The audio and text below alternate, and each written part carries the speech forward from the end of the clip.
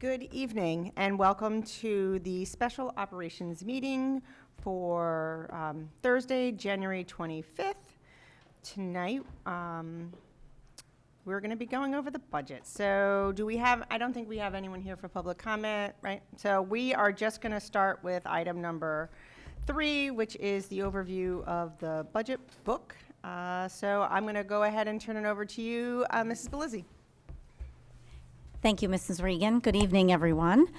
Before we get started and before Mr. Barone starts to take us through the start of Section 3 of our budget book, I just wanted to share a few highlights that have occurred over the past couple of days that have made some changes to our original request in our sustained budget. So board members, you will have additional papers and copies of papers that when Mr. Barone goes over all of those items, he'll reference them so you can change them out within your budget book. So we'll get into more detail, but I wanted to just give 3 highlights and overviews. So the first thing is I wanted to reference our excess cost grant reimbursement. And so we talked a little bit about this at one of our operations meetings. We went into a little bit of detail, and I know Mr. Barone and Mrs. Turner had shared in one of our weekly updates an explanation of how that works. We were anticipating to get an 88% reimbursement.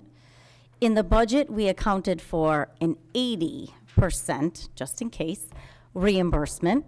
We found out this week that we are more closer to a 70.46, if I'm correct. Currently. Reimbursement. So that is one item of 3 I'm going to highlight this evening. That is a change. So that's one thing that will be added to our sustained to increase our overall percentage request for the sustained budget. The second item we found out about after I presented on Thursday was an increase in our students that are outplaced. So a tuition increase of 5%. It approximately is applied to about, Mrs. Turner, correct me if I'm wrong, 21 of our students that are outplaced. So we'll discuss that as we move through, and you'll see that in one of the sections that has been revised. And then the third item from today was we have crossing guards in this district. We have typically had them for our elementary schools, some of our middle schools and high schools, dependent on the location, and they have typically been paid for through the Wallingford Police Department's budget. Today, after a meeting, they are now added into our budget. And so that is something else that is accounted for. The crossing guards will be paid for through our budget, so that's another add to our sustained budget.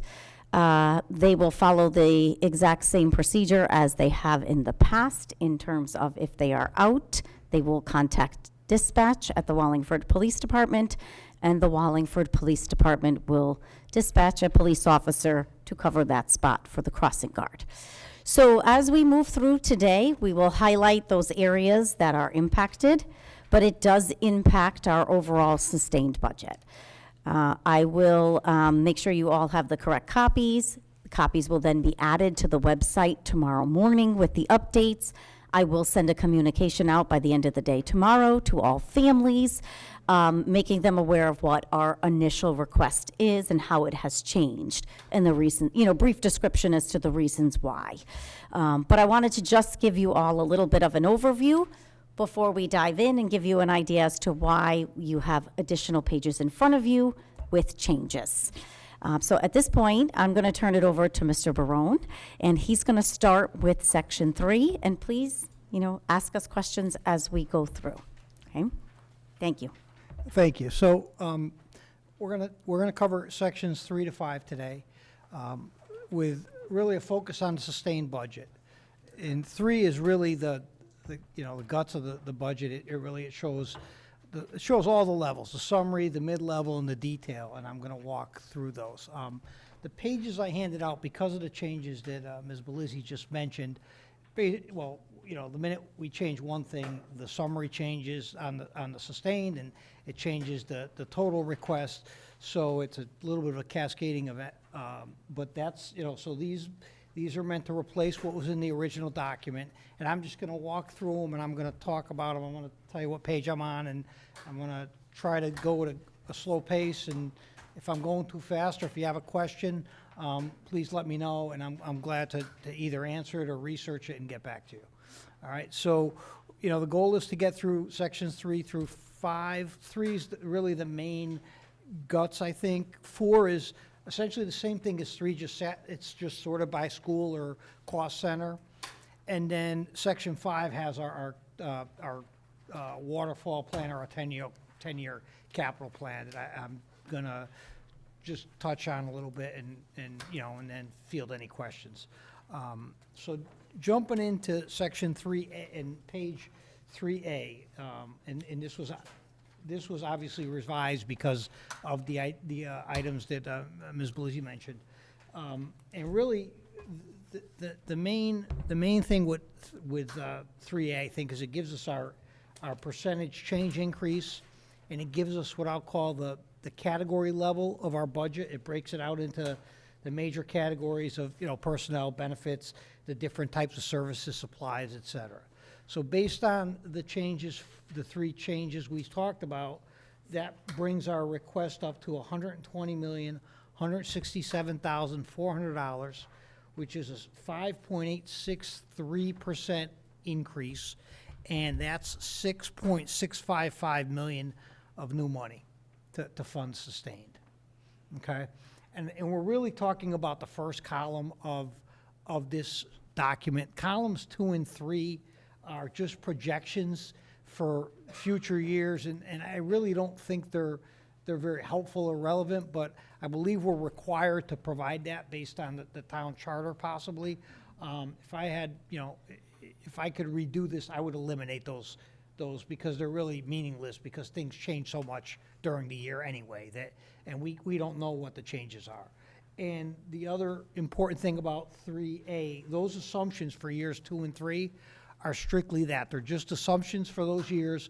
We use a multiplier to get those numbers. They're not necessarily the assumptions we used in the current year sustained. That's just to get us through, you know, the year 2 and 3 of this projection. Is that clear?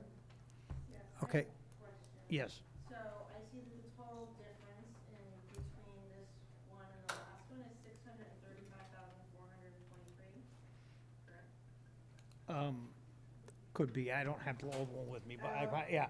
But go ahead. Yeah, I was just wondering, because well, I can do that now. I was just wondering what percent of an increase that we saw just by these 3 items. So 25%. Yeah, roughly 0.5 on that, yeah. 0.5% increase. Yes. Yes. Yeah. Yes. Yeah. And we'll talk about the individual items as we get to the categories. Is that okay?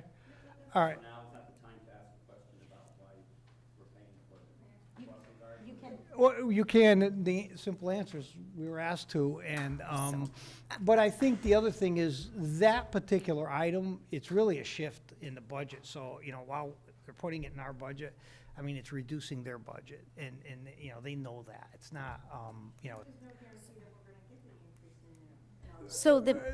So let me just back up for a second. So the meeting I had today, it was asked that I add it to our budget. The crossing guards are for our schools. And so the process will still stay the same.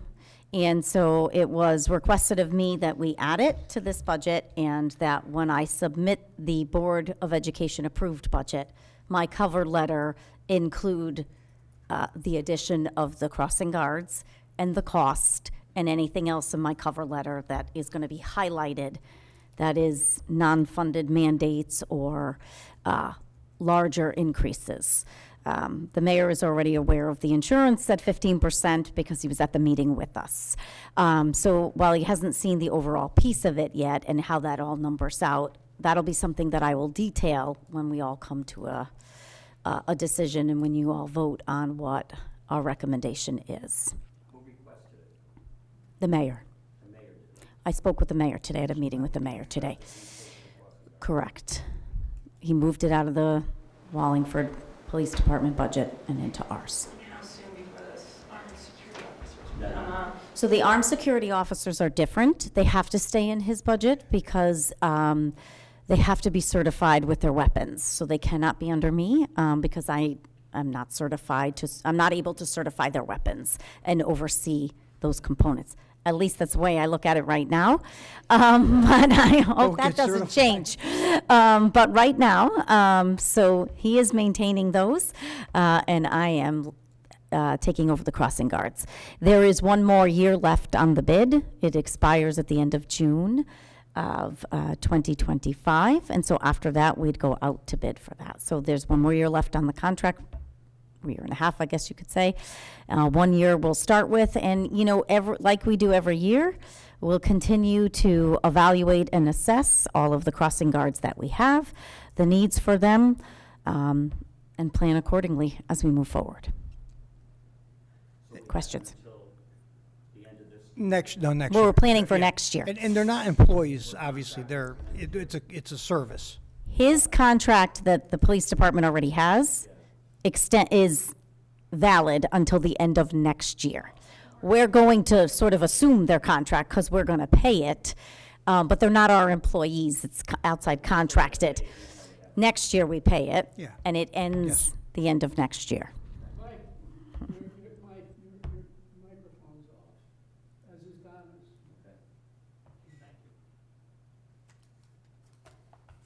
All right? Oh, I'm sorry. This is a loaded question. If there's a crossing guard and the average citizen walks by and wants to cross, does the crossing guard not help them across the street? Or are they only helping students cross the street? No. But the Right. average citizen Agreed. walking by during I school know. hours, you see where I'm going with this? I do. And so I do understand that. I do. It is a good point. Just thought I would make the point. Thanks. All set? Okay, so next page, 3B, is these are our strategic enhancements that we're looking at. And this 3B has not changed, did not get impacted by anything we talked about. It's the same as the original document. The only reason you have a copy of it is because it's two-sided, and if we gave you one-sided pages, it would get kind of weird in the book, okay? And then 3C is our combined request, sustained and strategic. It's a 6.572% increase now, 120,971,735, for a total of 7.459 million in new money combined between strategic and sustained. All right? Okay, the next document is 3D, and this is our comparison of our sustained request. It does not include the strategic items. It's basically at the same level of detail as the A2 we provide at the ops meeting every month. And, this breaks it out in kind of a mid-level detail of what each account is. Instead of just seeing wages, you see certified salaries versus non-certified. You see different breakouts between the benefits and, different types of services we buy, et cetera. And it's really designed, it shows us what our current, the second column is our current budget. It's called revised budget 23-24. It shows what our sustained request is, and then it shows a dollar difference and a percentage difference. And it's a nice little summary of what we have. And are there any questions related to this document? Yes. Where in this budget is the money we pay the attorneys? Is that on this page? It would be in, I believe, professional services, 330, I believe, that category. But we'll get into the maybe when we get into the detail, Yeah, okay? okay. Thank you. All right, okay. All right, so are we okay to jump into the rest of the document? Okay? All right, so I'm gonna talk about pages 1 through 3 together. And, you know, so 1 through 3 represent really our contingency, our wages, certified, non-certified, and our benefits. The contingency is increased significantly because basically we have a lot of negotiations. We have several bids that are going out, and we put that money into contingency to see what happens, you know, when things are settled or when bid results come in. Okay? The wages, you could see all the different impacts on the wages. I mean, the big one is the teachers, because we have, you know, that's our largest group of employees. You know, and you see that they're contributing a little over 2 million to the increase. You could also see the substitutes. That's a $491,000 increase, and that's driven by two things. One is, you know, we've been under budget there, and two is we increased the daily rate by 20%. Okay, because remember, you know, our budget was set when we did that, so it wasn't in our balance or our budget. The non-certs, and I'm going to highlight whether they're up or down if I think they're interesting. The clerical is down 94,000. That's because of the retirements and the new staff coming in at a lower rate. It's not, there's no eliminations of positions there at all. Okay, and then on the other thing, on the paras, there's an increase of 300,000. We've added a few into this budget based on enrollment for next year.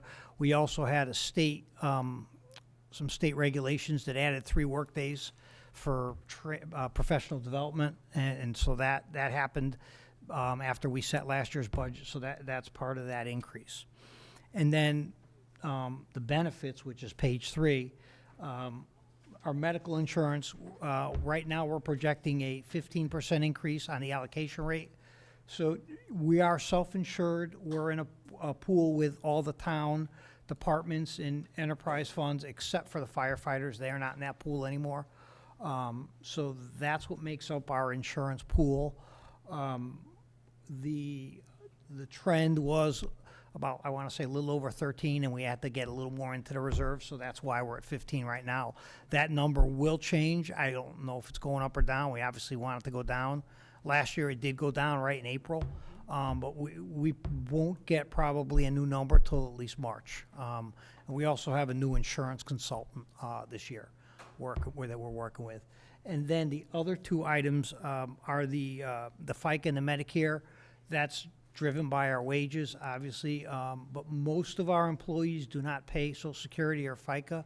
Everyone, I believe, pays Medicare, and that's what's driving those increases. So are there any questions on those couple pages? No? Okay. I'm going to jump into page 4. Okay, so professional services.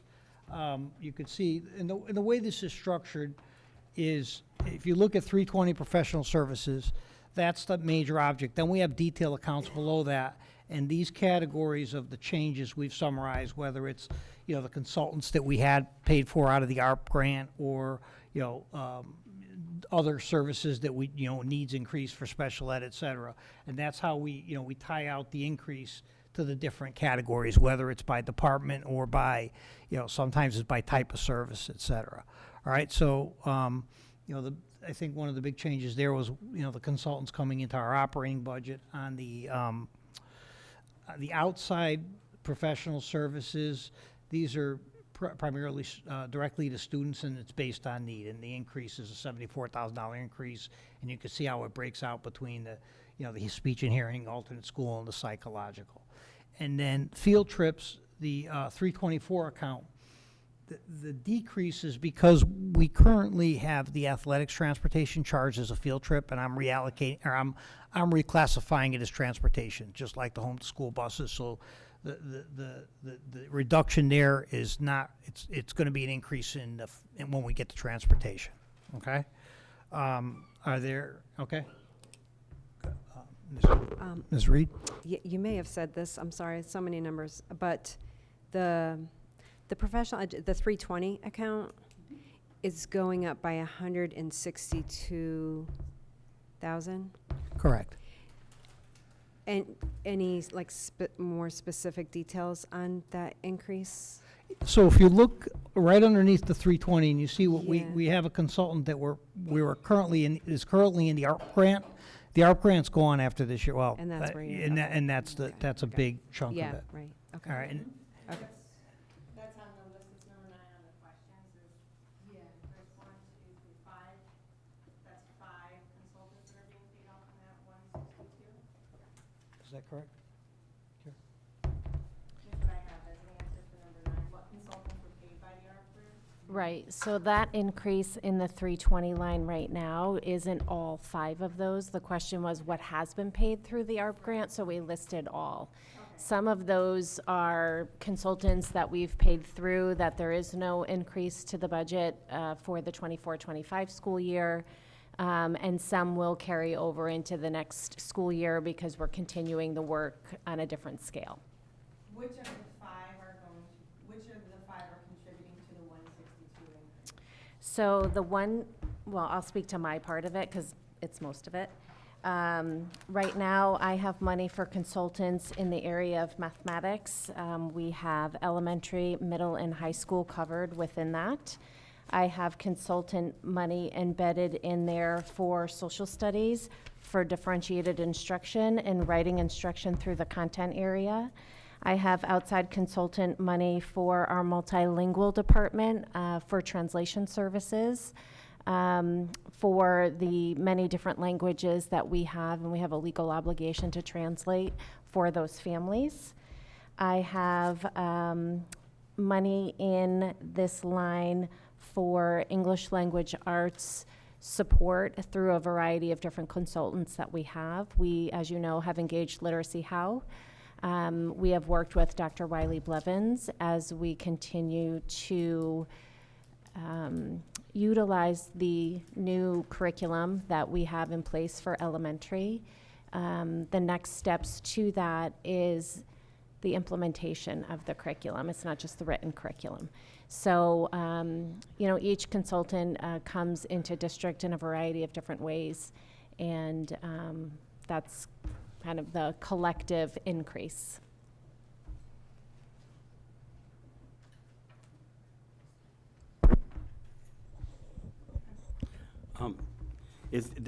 Will there come a time when we don't need those consultants? I can see the multilingual, that's ongoing, I would imagine, as new people keep moving into the town. But I'm wondering, when do we stop? Is there always going to be a need to teach a social studies teacher how to differentiate instruction? So that's a very good question. I knew it. One of the things we do for your information and for the public is, when we evaluate what the consultants are doing within our district and we observe the progress that we're making as a district, we don't always employ the consultant at the same level every year. So our math consultants have been with us for a few years, different at the high school than at the middle school and elementary school. And especially at the high school, they're coming to us less each year than when they initially started in year 1. Same with Literacy How. We started with Literacy How 5 years ago. Their level of service in the first year is different than their level of service this year, and it'll be different next year. As we see fidelity in the practices within the classroom, we monitor how much time we need our consultants within the district. So, like multilingual, we're always going to have a level of need there because it is very expensive to translate meetings and documents into the amount of languages that we need to do. And while we have a translator, we have other languages other than Spanish that we need to take care of. Every department will look at what their needs are through their planning process, and if it's something where we feel that having a consultant in to strengthen the instruction is important, and then carry over with the implementation of and assist our teachers and our building principals in what it should look like in the classroom, in practice. That's where we are in a lot of our phases, Mr. Votto. Literacy How will come in and observe our teachers, work with our teachers, and then refine the lesson planning. Same with our math consultant. So it does depend on what the priorities are for the department, and then how we can best handle the needs of the staff within those departments. Okay.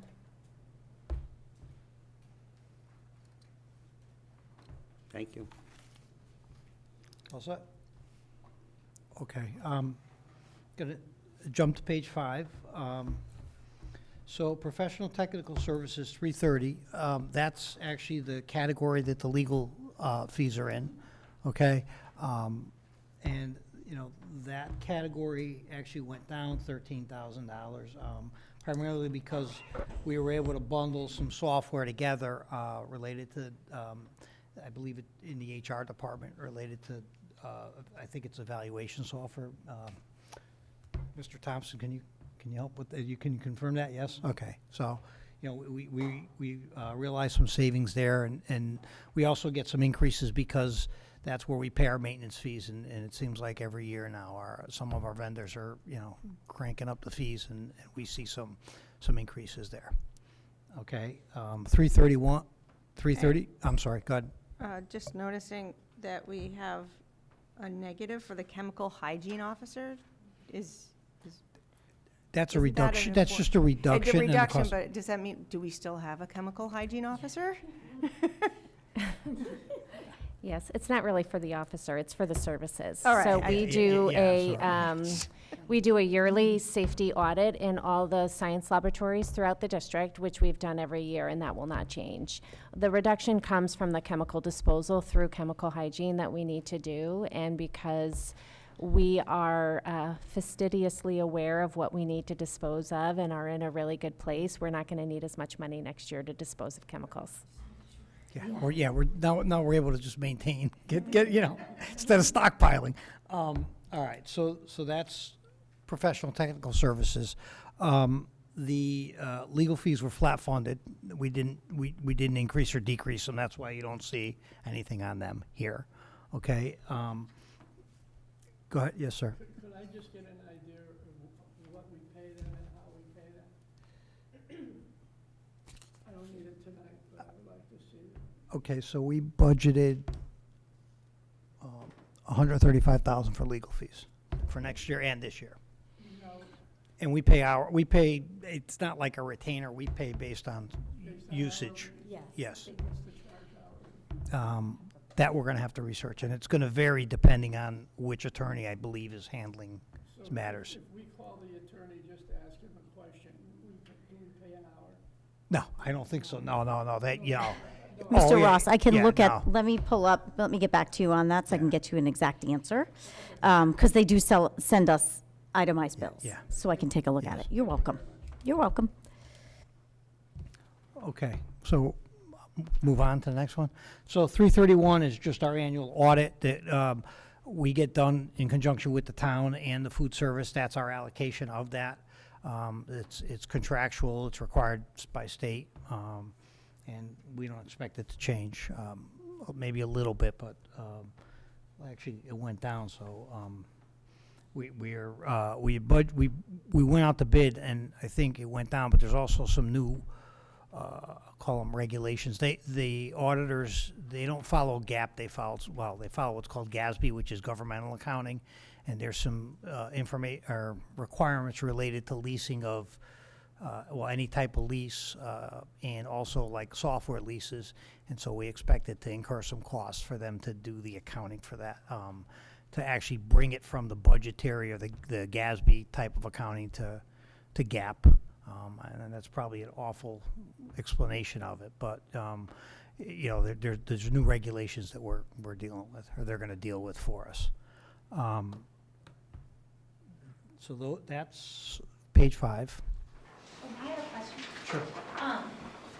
Under this 300 strategic enhancement, The curriculum and instruction line, what is that, the phone line or? Okay, I'm sorry, I should explain that whole section, and this goes for, every page, although there's only things on the wages page, maybe the benefits page and this page.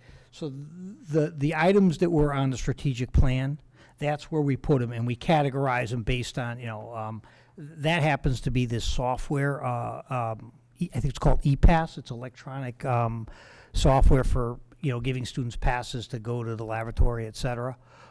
If it was, if you went to the wages page and we had, I believe one of the items was, an assistant for the facilities director, that's under the facilities line up there. But that's what that, like, the bottom page of each category does, is it brings the strategic request into this, okay?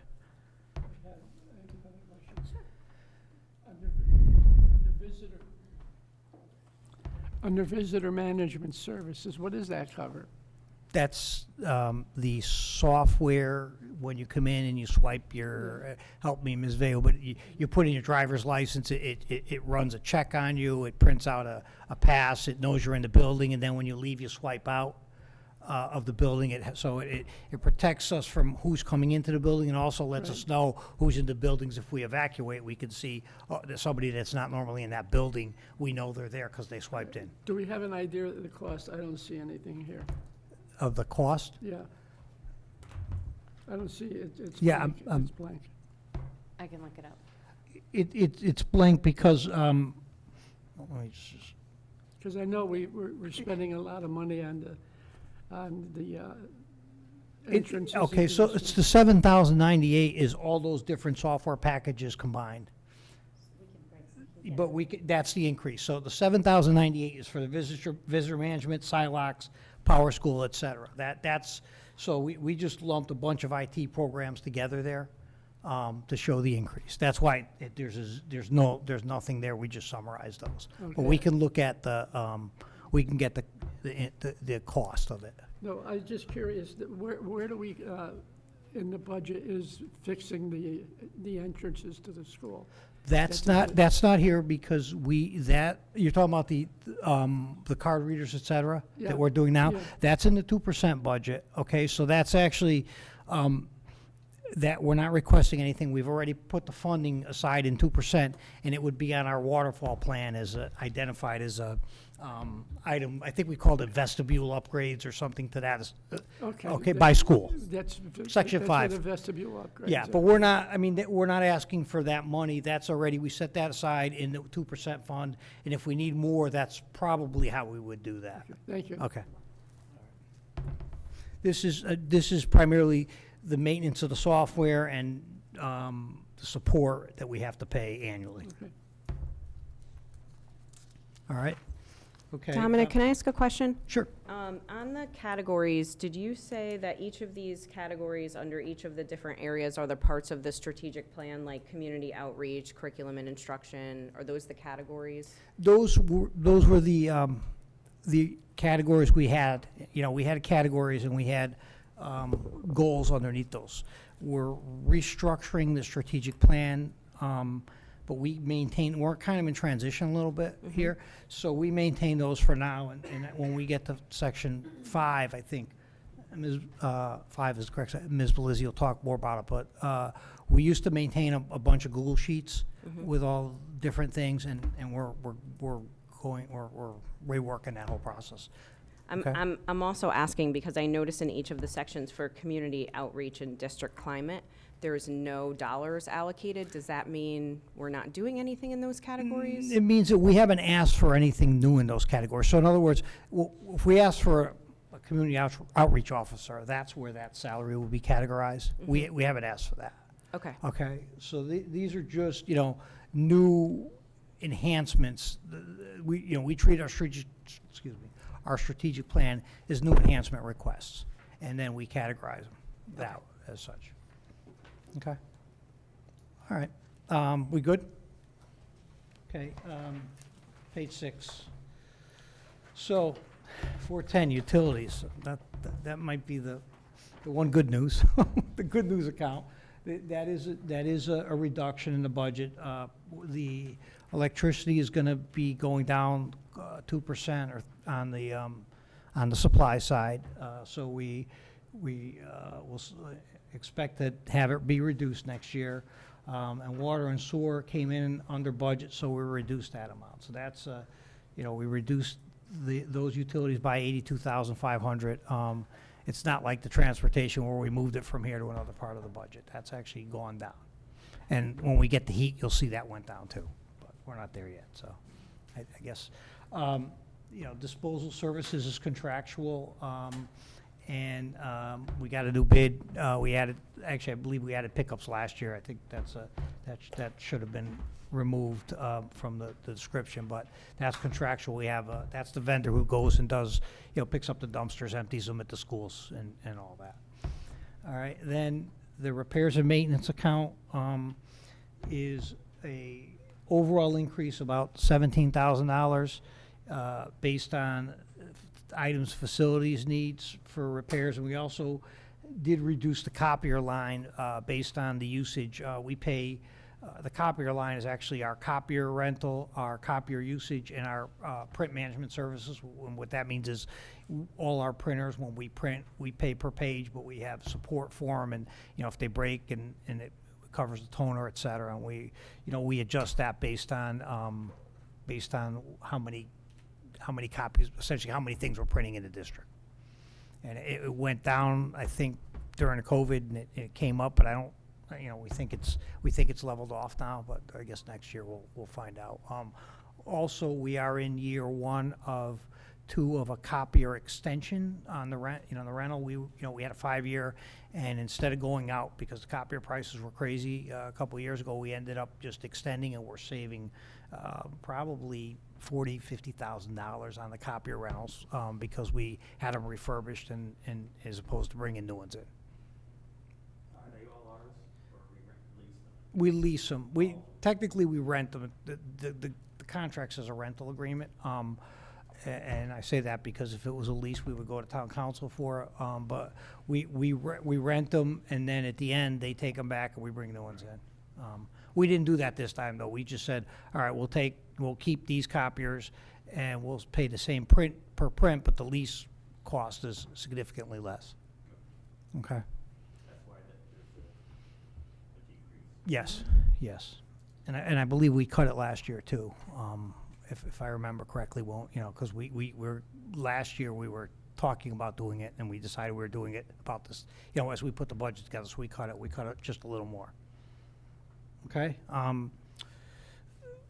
right, so page 7, the custodial cleaning, that's contractual. Right now, we have a large surplus projected this year, and so based on that, the budget for next year was reduced. We have 2 schools that are either going to be renewed or go out to bid. A lot of these contracts are written that, after either 3 or 5 years, where we could renew them for a couple years, if we want to do it and if the vendor wants to. So those are not resolved yet. Okay? Yes. I just have a question for the U for the pool. It says 244. So does that mean that that's only $244 for the year? No, that's the increase. So maybe it was 2,000 last year. It's 2,000 and okay, yeah. That's what these tie out to the change in the budget. Okay, you're welcome. Yes. So we have district custodians that are part of the union, right?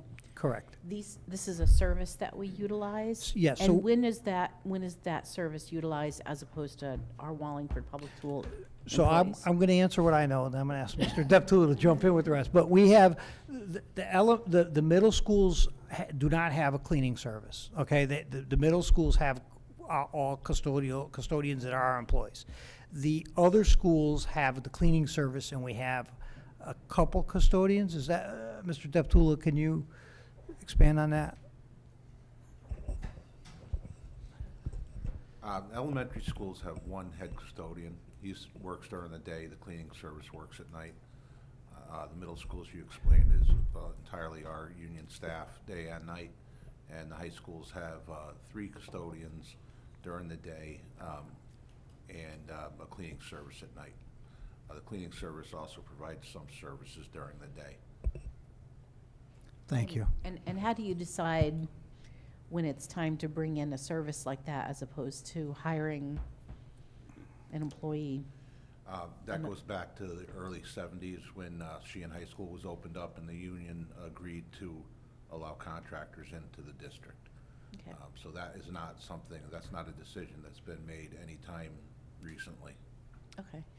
And I noticed that, you know, we pay a lot in overtime. How much of that overtime goes to our custodians?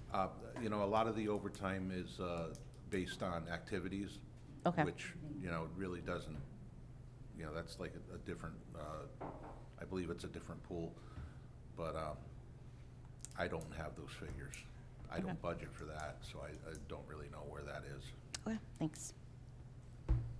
Question. Mr. Votto? It's funny how there's a decrease there, because I assumed it was going to be more because of the fact that we have outside vendors. That's why I'm a little befuddled why it's a decrease of 95,000. So all right, so if you, last year we did the budget, there were, I believe, 4 schools were out to bid. So we didn't know what the price was. We also had the product, the feminine products law or rule coming in. So, you know, we made an estimate on those 4, and we Okay.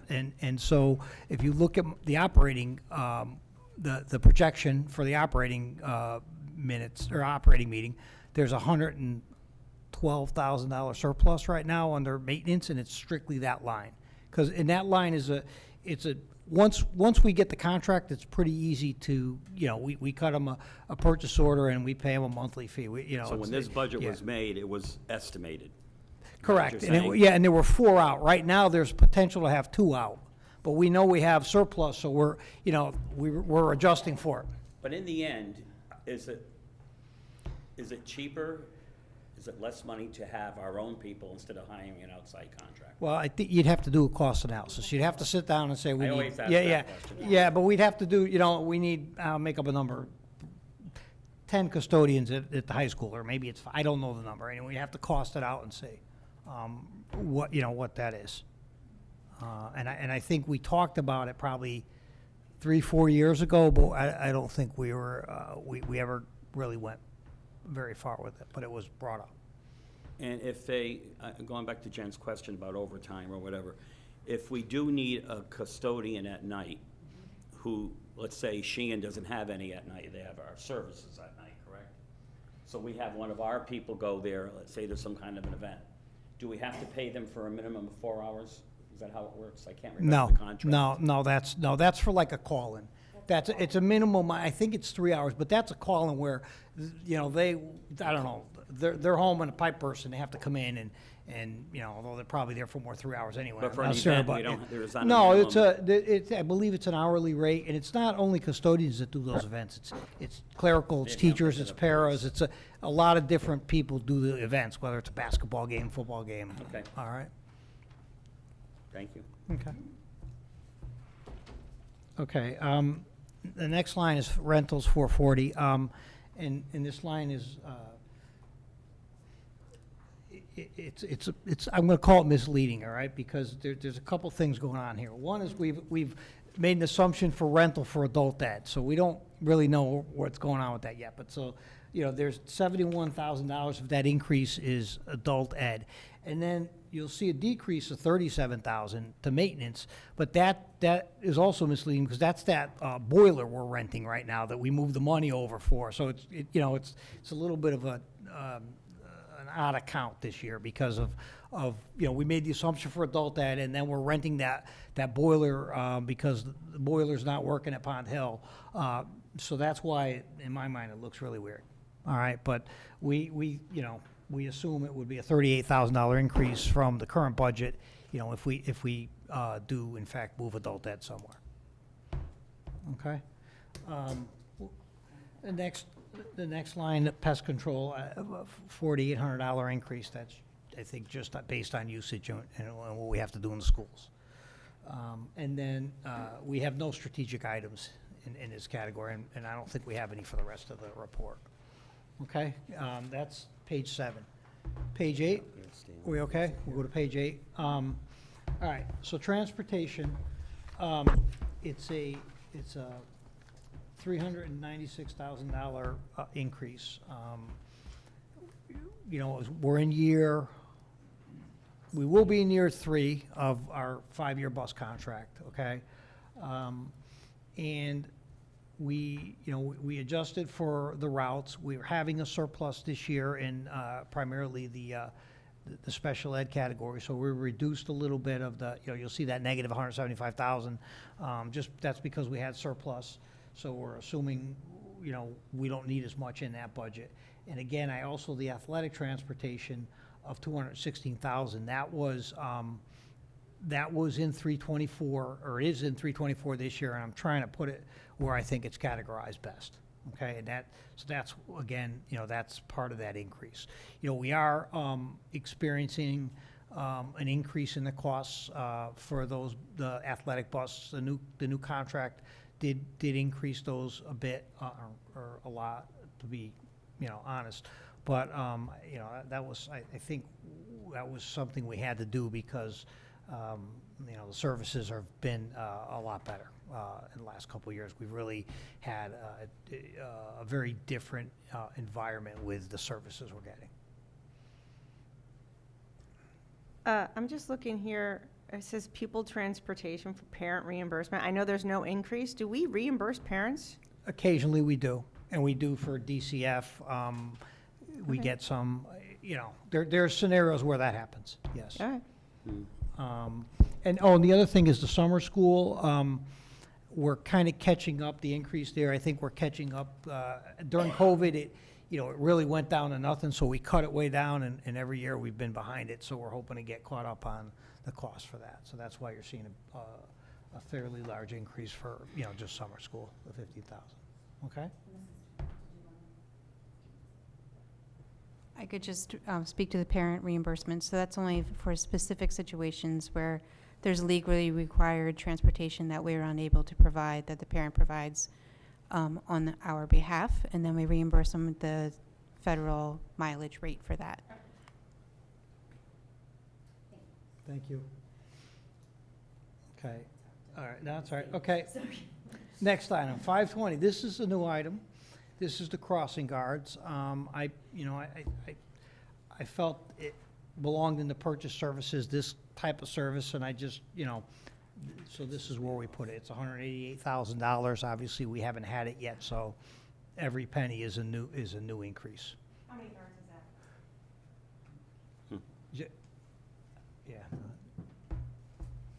You got that list? I looked at it. Thank you. So it's hard to say exactly how many guards because it's broken down by morning and afternoon. So I can tell you locations. Right now, it's 9 different locations. We cover anywhere from in the morning and, 35 minutes in the morning, 30 minutes in the afternoon. So the way they have it broken down on this is by location and then total hours for each location. So that's the way the breakdown is here. I'm happy to share that with you. I can include that in the weekly update so you all can have a copy of what I have here. Thank you. You're welcome. Okay, moving on to the tuitions, all right. Can I just interrupt for one Oh, yeah, I'm minute? sorry. We've been paying for them.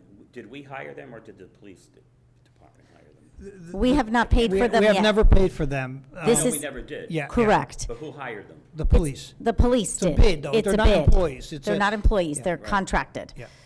There's one more, after this year, there's one more year left on the contract. So, But the police are the ones who hire them. Correct. The Correct. town, do the And town Will they procurement. continue to do that after this contract is up? no. No. So then we have to go out to bid We'll for have it. to go out to bid and. Correct. But I mean, we'll go through the town purchasing just like they did. Yeah, I know. Correct. Yeah, I mean, my understanding is only one company bid last time. Right. They So, only had one they a only had company one out in response. California who hired, yeah. Okay. Okay, Was there a reason why they asked for the switch from the PD to us?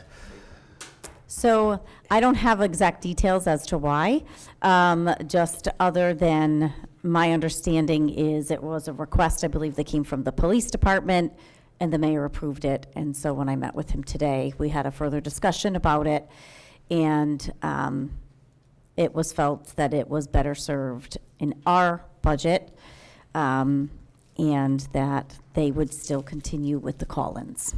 Can you say no? I don't think so. No, I don't think I can. I tried. Yeah, But no, I did yeah, try, yeah. twice. But Dominic was with me, and I didn't get very far. So, Tell them we'll trade them the sidewalks. like, yeah, exactly, exactly. Let's remind him if he cuts the budget, one of the items. So he Yeah, did, The police. yes, I had a lovely discussion with the police chief today about Yeah, it as did well. you? I did. I've had numerous conversations with him as well about it, and with the mayor. And so the mayor did say to me, please make sure you highlight this when you present your budget. I said, oh, I will. So what you're saying is we have a guaranteed $188,000 as an yeah. To So start, we just need another we have 6 some more million. to go, but Okay, all right, so next category is communication, and it's up 19,000, but that's really related to the assumptions about adult ed. There's a $3,500 for phones at a new location, and $10,000 for internet at a new facility. Those are estimates. We obviously are not sure what's happening yet, but those are the estimates that we came in with, and that's the majority of the increase. Okay, next item, advertising, again, adult ed, that has nothing to do with a potential move. They need, they see a large increase in advertising, and they're the primary drivers on that account, that increase. Yes. When you say advertising, you mean to encourage more people to be a part of the program? That's Sure, what we're- it's that, it's probably, it could be, they might have their printing of their catalog, their course catalog under that, and, all kinds of different things like that. And, we've got 2 other communities now that we're reaching out to. correct. That's a big So it's also sending Yeah. it to Cheshire And Berlin. and to Berlin. My kids were very excited to see that come in the mail. Okay, and then printing, we stopped doing the school calendar a couple of years ago, so that'll fall off after this year unless you folks put money in there, and then we have budget money for it. Okay? The tuitions. So we talked a little bit earlier about, we got hit with some increases. The excess cost, and we updated the amount on the excess cost. We didn't update the percentage. That's my fault, so that 80% is incorrect. It's based on, I believe, 70% now. Again, we got a letter, I believe, Monday of this week, explaining that, Public Act 133, which I'll never forget now, is supposed to be 88% for this year and next year, and based on the way they budgeted, it's 70.46, and we think it's gonna be lower next year because we think they put the same amount in and costs are gonna go up. Now, what's that? Oh, we don't know that, but we have a meeting tomorrow related to with the legislators for the town, and we had requested some things related to the excess cost, and I'm going to the meeting and I'm gonna bring this up and just remind them that, that we're supposed to get 88%, and right now it's 70. And Is that it's not- definite? Well, as of right now, it is. I mean, if they were to get some money and put it in there, they could change it. I'm not betting on it. I mean, we kind of got burnt. And you'll see when I do my projection for next month that you're going to see a big change.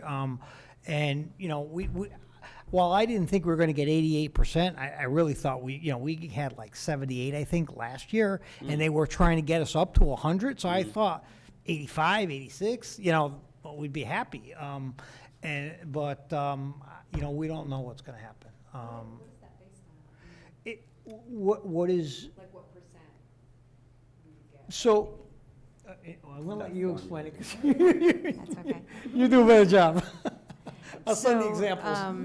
It was on 2 years ago, the state legislature passed a bill that said they would like to redo the calculations for the excess cost grant, which I explained the process last week in a board memo, but just to remind you, because the federal IDA says that special education costs are fully funded, the state gets a pot of money from the federal government for special education cost. What the state is required to do is then take that money and provide it to districts to supplement the costs that they spend. So 2 years ago, the state decided that they would look at the wealth of towns and use a formula for the wealth of towns to determine how much of a percentage they would receive. Wallingford's considered a moderate, so we're not the richest, but we're in the second tier of wealthy communities. Therefore, they increased what we were getting to 88%, like Mr. Barone said.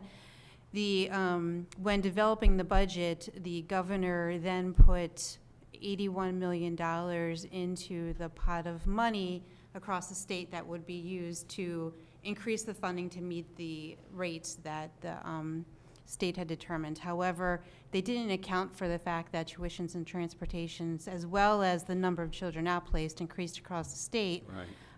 And they also didn't fully fund what they were supposed to fund.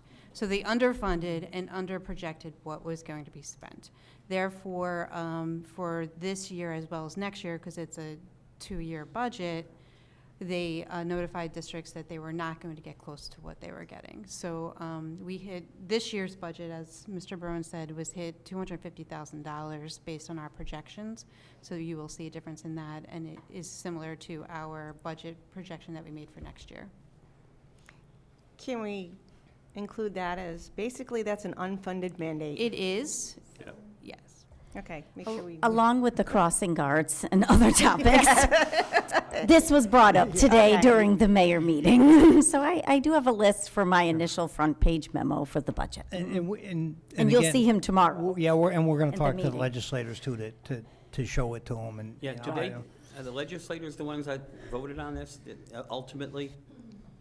I would assume they voted Yes. they voted on the law. They didn't create the budget. I think that was the State Department of Ed. Right. It was included in the act, and they all voted on the act. Yes. Okay, All right, so. we need to talk to them. So we broke, we broke it out on the different increases and decreases, and the reason that excess cost is negative is because it's a revenue, so it's a reduction in our costs. It's over $2 million of revenue we get that reduces our tuition. So, and that was, and that was actually one of the good questions I got at the ops meeting about why why that account looked so crazy was because we're waiting for the money to come in. It comes in, we'll get, I believe it's 75% we'll get probably next month, maybe March, and then in May, we get the final amount. So that 70.46 is subject to change too. I mean, I don't even want to say it, but I don't see it going down 10%. But it could swing a little bit either way, depending on where they finalize that.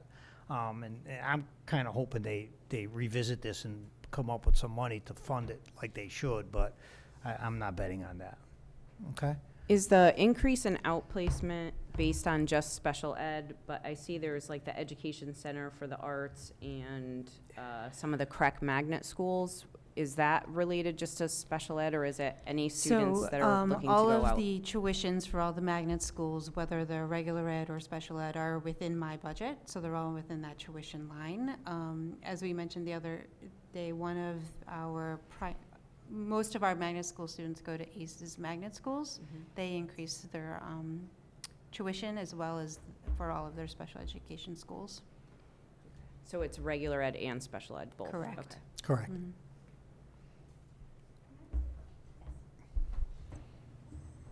So I think, Mrs. Turner, this would probably be for you. I believe that we had seen an increase in AISH's tuition in our last budget as well. Is that right? Are we to just assume that we're just going to continue to see this? I mean, 5% is a pretty significant huge. increase, So- right? So, There and I know were we- years, there were years that ACES didn't increase their tuition at all.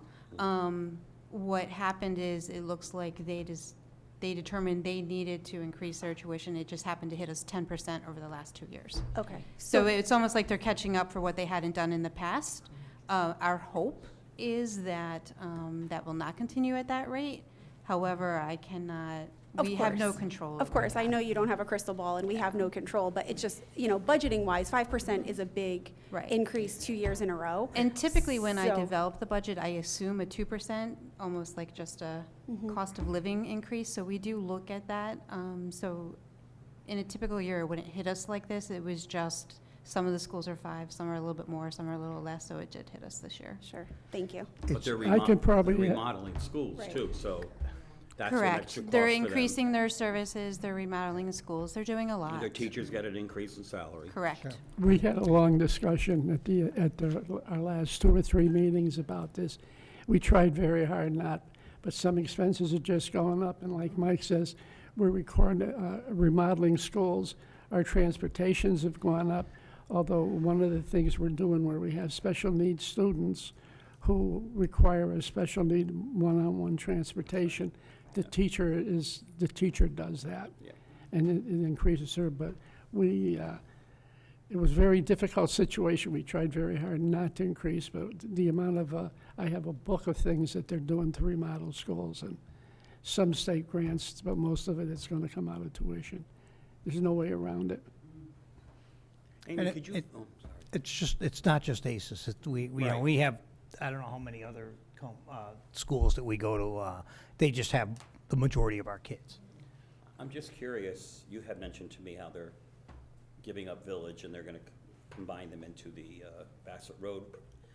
Is there a way you could find out if they own Village or they rent it from North Haven? I wonder if they're gonna sell that, if it's theirs, and they're gonna make a chunk of money. I could reach out. You know, I'm just curious. Yes, I 'Cause can reach out. that place has been all remodeled too, so Yes. they can get a good chunk of money for it. I have a question along these lines, now that I'm thinking about this. So our ag ed program, we receive money from that, from other districts. But is that state or General is that our, That, that's town? that goes to town, To the correct. town. Add that to your list. And. My list is growing We're not this getting evening. that, but we're increasing co- our aid. Correct. Over 2 million. No, it's over $1 million, but Over $1 that's gonna be, I believe that's gonna be reduced because of the state is reducing the amount we could charge. Can't catch your break. No, it's a bad year.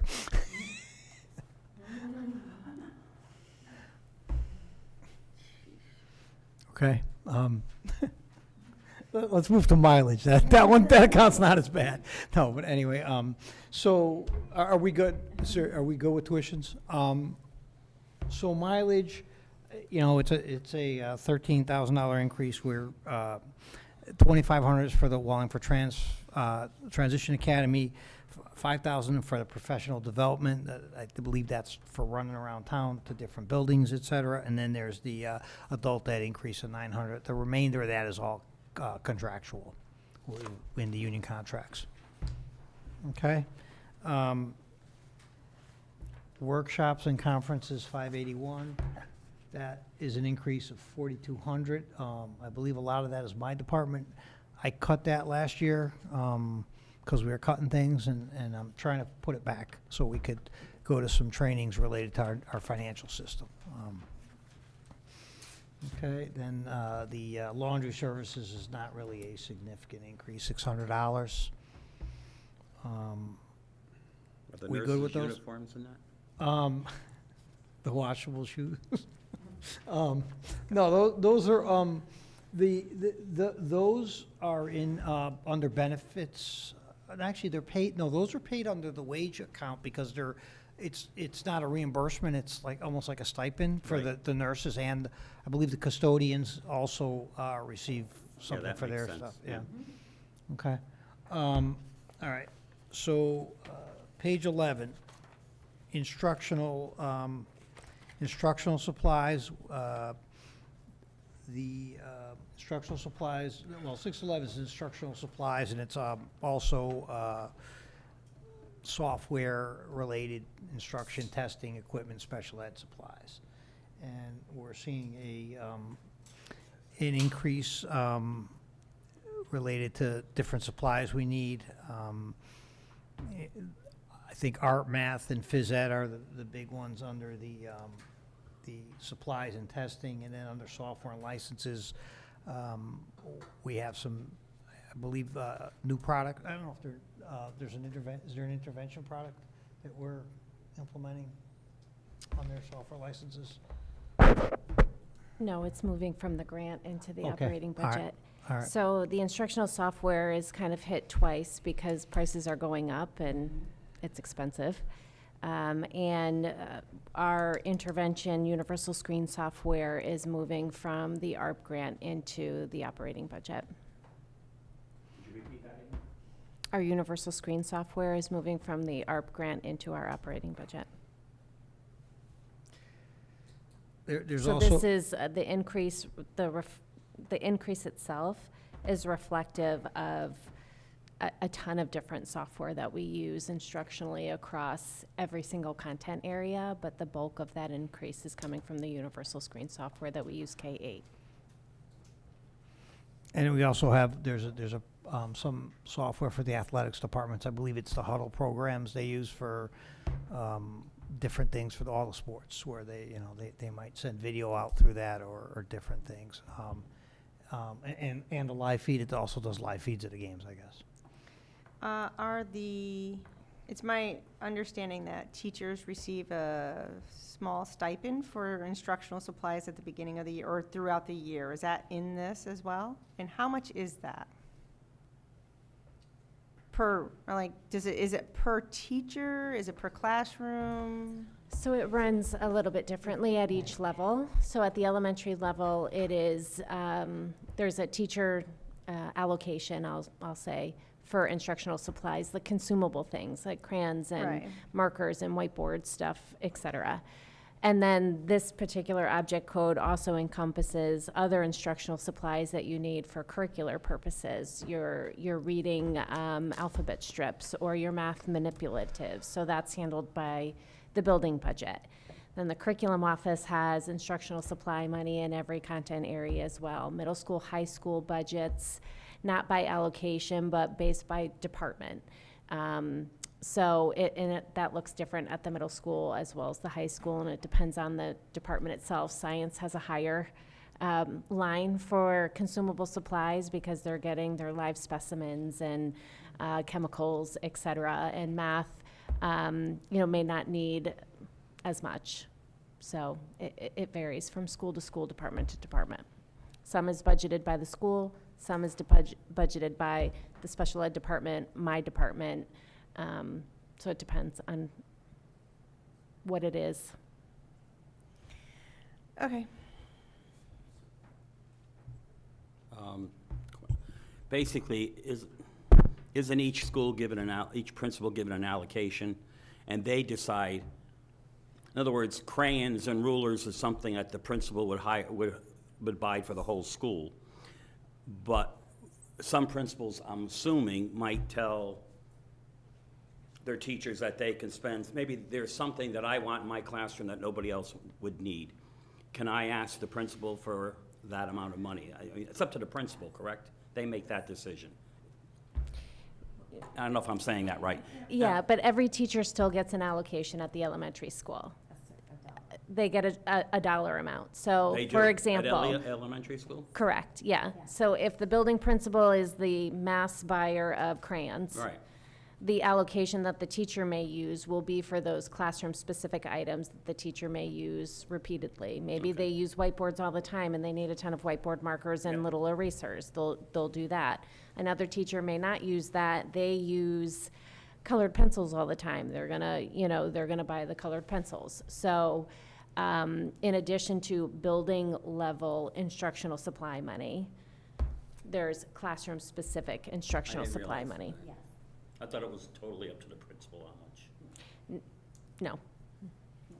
Okay. Guess that's the way it was. Okay. All right, so moving down this page, the, administrative office supplies, we've got just an increase based on need. And, we've seen the last few years, our copy paper kind of went crazy, the last couple of years. This year's not as bad as the year before, but it really took off. But, that's all kinds of stuff that we use in the offices, whether it's central office or the main offices at the schools, and other departments. Is there a way that we can start looking at ways to reduce the amount of paper that we get put out? I mean, I appreciate paper, don't get me wrong. I would much prefer, but sometimes, I feel like when I receive huge packs of paper and then I'm just handing it back to you, and I'm like, oh my gosh, this is like 3 trees that we're killing. So is there a way that we can just be a little more thoughtful about how much paper that we go through? Mrs. Regan, I feel like you're staring right at me while you're saying that, especially from those May and June meetings. We can get iPads So for we do everybody. look at that, and we do have conversations with all of our building administrators, and even through here, with how much paper that we need. And so we do evaluate it all the time, and we do end up cutting it back. And so we do have talks with the building principals all the time about that. We do have the copy center, which does make a lot of our larger copies, and so a request that go to the copy center, building administrators have to review everything that's being sent there and sort of be the second release to send it to the copy center. There are copiers at the school level, and so we do pay attention to that, but it is something we can definitely continue to monitor as we have. So I agree. I would encourage maybe that the board start by setting an example, and maybe the board says, you know what, send everything electronic, or as many things. Everyone except for Mike Votto, I know, I think I only get I only get operations as electronic, but maybe if we can set the example of maybe there are certain committee meetings that we can only do, electronically, and if you want to print it out, that's on you, Mike, in your own paper. I mean, No, I'm with Not- Mike on this one. 98% of it is really, I think, for it's the textbooks, it's everything we're giving to the kids. I mean, correct, we do, I understand, good example today with, reprinting a whole bunch of stuff, but, I don't know how many millions of pages we print, and, but we're trying, we got that software, so we're trying to do some of our forms whether it's, the field trip forms, and we're going to look at mileage, those types of things too. So we are trying to, get that. Some of it's just taking longer to implement than we want. And I understand that it's a process, and, maybe that the Board of Ed is going to, if we all went electronic, it's not going to be a huge amount, but I'm just trying to make the small changes. I mean, I can tell you, my kids, when they're in their high schools, I don't have a single piece of paper that comes home from them for the last 3 years, because everything is done through the apps. Like every single form, I just signed off for my senior so that he gets senior release, right? So there's ways, and I think it's, we just have to, we're not going to solve for this. I think we just have to make a concerted Chip away- effort, and chip that away at it's optics are everything, right? So if we can say, I can receive things electronically, and if I want to print it on my own dime, then I'm okay with that. I would just encourage us to try and set a good example. That's all. But wasn't that always an option anyway? It is. It is, I believe Linda, Some board members could have it electronic. Yeah. correct, Yeah. it is an option. we don't- And yeah, so we we have a don't- list of who wants yeah, paper copies yeah. and who wants There electronic. was a time when we all had a computer that was given to us by the system. There was. But that didn't work out. There was an issue with that. But anyhow, my question was going to be, that are the teachers allocated a certain amount of copies per year, per month or whatever? No? No. It's just unlimited? Right now it is. And It is something we can certainly look into, really- and, yeah, we can look into We that. encourage them to use the copy center because that's the cheapest cost is That's through the still in copiers. existence. the Yes, copiers. that's where probably probably 80% of our copies or Okay. paper is done, I would think. Yeah, That's still at Sheehan? correct, same place, yep, yep. They got 3 huge copiers and then a color one, but, you know, it's quite a production over there, anyway. All right, we good on supplies there? Okay, next items, the maintenance supplies, modest decrease, just based on historical trends of 8,000. And then 641, the textbooks, an increase of 50,000. We're buying some textbooks for, last time I was wrong, so my guess is language arts and math, but I could be. Social studies. There's some social studies in there. Not as So, much, though. There are ELA texts at the high school level for our new English elective. Sociology texts, AP Psych needs new textbooks, and so does AP Stats. So, Okay, and then the library books and AV materials, not really, I mean, between the two of them, it's almost a net zero of just, you know, minor changes. We go to page 11? We're on 11. All right, page 12 is a good news page. So the heat, you know, we're reducing it by 135,000. The majority of that's for oil. We're locked in this year at $2.7725 per gallon. We lock in with the town.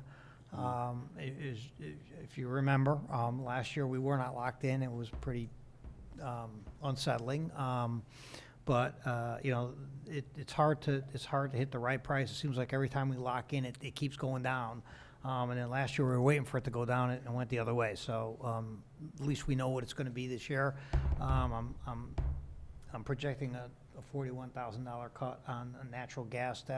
That's probably my toughest projection. That's very difficult for that because it really happens in a short window. And by the time we're doing the budget here, we really have no idea what our bill is going to be for gas this year because we're really just, you know, we heat the schools in December. Well, we heat them before then, but not, you know, I mean, just not nearly as the consumption. And by the time we get the bills in and do an analysis, it's May. But anyway, I guess the good news is we reduced that amount. Yes. Mr. Deptula, is there any chance that there will be some more savings if these brand-new boilers are going to be more efficient? They'll be more efficient, but you won't see a substantial savings. The oil is remarkably consistent as how much we consume. It was, you know, it's really, it's a lot. It's just sometimes hard to time it because unlike most of the other utilities, it's not a monthly bill. If we get deliveries on the 31st, it ends up in one month, and on the 2nd of the month, it's in a new month. So it's pretty, you know, even when we closed down, I think for COVID, it was still fairly consistent. So it's an interesting thing to follow. Anyway, all right. But so, any questions on the heat? Good. Moving on. Item 13. We are the instructional equipment. We have an increase of 55,000. We're looking at different types of technology, iPads, listening centers, based on need, and that's what's driving that cost up. can I just Okay. add, that's also the new music technology class that was approved by the board in the fall. There's a lump sum in there to purchase the necessary technology equipment to go along with that class. Okay, bless you.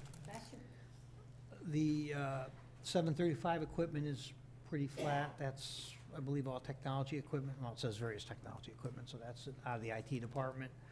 The 739, we saw just a little reduction of $3,000, and that's pretty much our property and equipment accounts.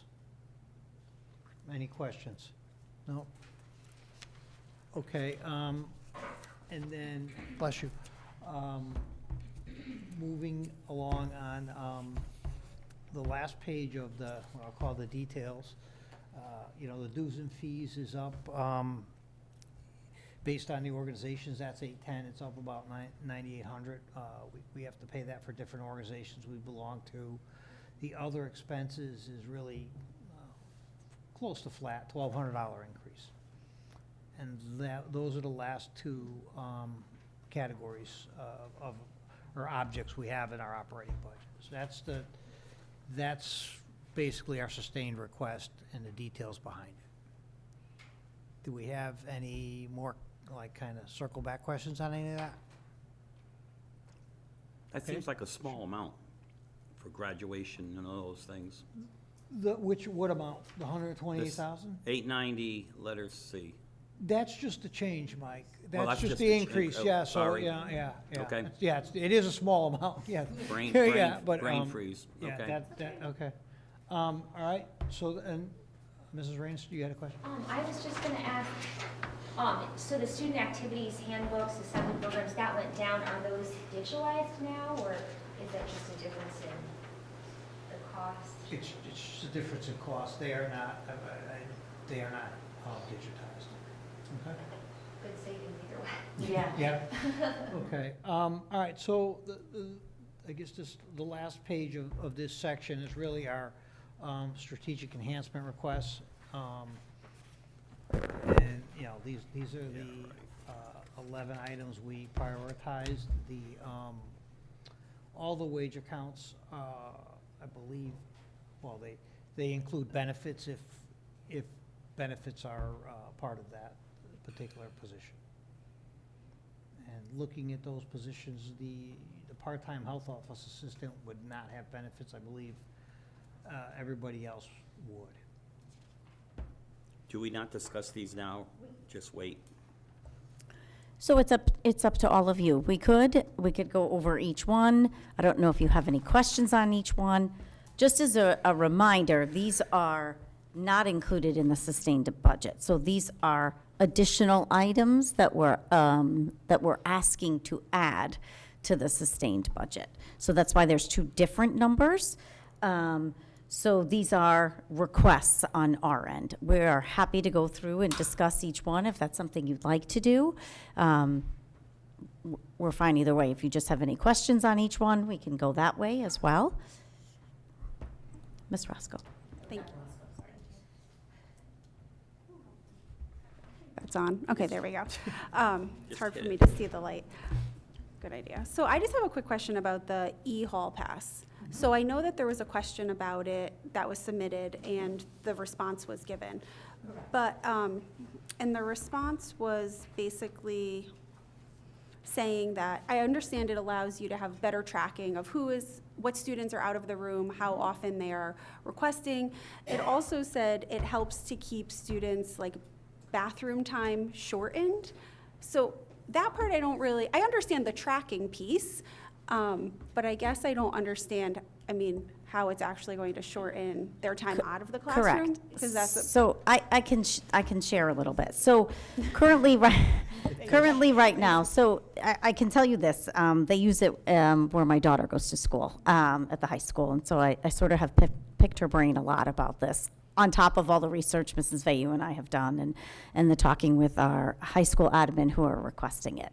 So basically, there are some options within this pass system. So my understanding is that the students can request to use the bathroom pass. The teacher can approve it. The administration for each of the buildings can set how long a student is expected to be out of the bathroom. So I'll just give an example.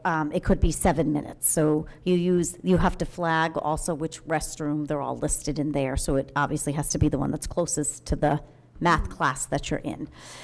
So the student will indicate, the time that they are leaving the classroom to go down to the restroom and come back. So they may have an estimated, they may estimate the time and they can change it to be 7 minutes, 8 minutes. So it's preventing them from using the restroom and then roaming around the building for an extended period of time, because the teacher may be teaching and not realizing that Danielle Belizzi has now been out of the classroom for 15 minutes or longer or shorter. It doesn't, and is now roaming at a different part of the building. And so then they keep track of it that way. The other piece of that, the software, is if I am constantly going out and requesting the pass, and a friend who is in the science class, my best friend, is also requesting the pass, and we're requesting to use the same restroom, and we're hanging out in the restroom, and it's happening over and over and over again, then we can flag that within the system to say that Danielle and her best friend cannot request passes at the same time and for the same bathroom. So it prevents the hangout in the bathroom. So those are some of the components of this, and so it is something that both high school administrators have asked to pilot at the end and then request as a strategic enhancement. As a way, the high schools are large, there's multiple bathrooms, as a way to help continue to monitor what's happening in the restrooms and how long students are out of the classrooms. It gives you hard data that your child is using the bathroom and requesting it every single period, and so we can see that. Because obviously the math teacher doesn't know that the child then asked to use the restroom at science class before that, so on and so forth. So it gives the hard data that way. There's exceptions to everything, there's ways to set things differently per student, but that is kind of the overall gist of it. And I believe you said during the presentation that there was a 2-month, or there was a pilot period. Correct. I might be making up the 2 months. No, it's a 1 month. Okay, 1 month pilot. Correct. And when would that start? Great question. And how would we learn if it's effective in our Wallingford high schools? So currently, we are going to be setting that up for the end of the school year at both high schools around the same time. We've had some discussions with the teachers union about it. We've had some brief discussions to get started as to what that might look like. But we definitely want to at least pilot it at the end to see what this is all about, because a part of it as well, and I know this from my daughter having it, is you gotta have to work out the kinks. So they may start it off one way at the beginning of the year, and then they're going to tweak it as they go through. Numerous high schools are using it. They're using it in various ways, which are different options within. But it is something they wanted to try at both of the high schools to see if this would be something successful and something we would want to continue. My feeling is they definitely want to do it. That's why we put it in here as this, but we'll at least get some more feedback when they pilot it. So we wouldn't really have the piloted data per se during this budget season, essentially. Correct. Okay. Thank you. You're welcome. Thank you. Just a little confused what number 11 is, lead information technician. So that would be a stipend for Mrs. Vayu's department. It would be one of her, I don't know, Mrs. Vayu, if you want to elaborate on what that stipend would be for? So it would be for one of the technicians as a stipend to help really assign the day-to-day work. Last year we had over 2,000 work request tickets that we did. In addition to that, we had almost 2,000 Chromebooks we repaired. So there's a lot of new equipment we roll out over the summer. We have student workers that come in, interns to manage. So it would be assisting with that, so. Great, thank you. I have a question. I'm going to address the elephant in the room, which is the 4 instructional coaches. Quite honestly, I have a hard time, and this is nothing against the instructional coaches, but when our buildings are literally falling apart and we have some social emotional needs, I would much rather see that. That's a chunk of change right there. That's $337,000. And I would much rather see that go toward either capital improvements, some things that we desperately need, or even to help fund either additional psychologists or social workers to make sure that we're addressing the mental health issues within our schools. That's just my 2 cents on that one. Okay. Remember, the capital items that we request are You're right, town, those are 2%. town, right, those are items we request the town. Right, that's Majority right. of those items, right, some of them we do, the smaller ones, we do. Right. Request it that way. The larger capital items, like Right. the bigger ones, are the ones we have listed that we request the Right. town. So I would still say that I would prefer to see that go towards it. It's just such a large sum of money. I just think that we should be helping our students out, having it more go towards that will directly impact the students, not that the coaches won't impact the students. It's just further down the line, rather than if we can get either additional mental health services. So I'm noticing a couple of positions here, like part-time social worker, full-time psychologist. My question is, I'm going to go back to a different section. When I went through section 2, like, for example, Dag Hammarskjöld, under variance for teachers, I saw like -1 for music teacher, +1 for special ed teacher. So I'm trying to formulate my question. So I'm wondering, I see positions on the strategic enhancement requests. Are all positions put in this area? Do we ever address like those from the other section that we've looked at, that we see are variances? Does that make sense? So I can start, and then Mrs. Turner, if you want to jump in on some of it. So some of them that are in that first part of the budget piece, those are enrollment-based. So we look at that a little bit differently in our mindset in terms of enrollment, either classroom size, so to try and stay as close to the board guidelines as we can in terms of classrooms. We also look at, as you referenced, the special education teacher, enrollment for special education students, and then caseloads as well. So in our minds, while we don't list them here in the enhancements, we put it there because to us it falls under that enrollment piece. So to stay within the guidelines of what we have, which right now we have K2, we try guidelines of 21 students in a class. Grades 3 through 5, we try 23 students in a class within reason and the guidelines. And then 6 through 12, we try to stay within 25 students in a class. Same thing similarly with the caseloads. Mrs. Turner looks at that to try and make sure, while they're never going to be number-wise exactly because it varies in the amount of services for each individual student, we try to monitor that as well. So just to follow up then, if we want to see what's going on with those positions, we would look, that's where it's going to appear in that other section in terms of, enrollment and what's happening with the positions. Is that correct? Yes, and so when I did that piece of my budget, when I did the budget presentation, and I talked about, I think I put there 3 overall ads of teachers. So what happens there is that's taking into account retirements, positions that we're refilling. I didn't get specific there at that particular moment because it's enrollment driven. So I may, it could vary. We're continuing to watch it every month. So I don't want to say specifically 3rd grade or specifically here.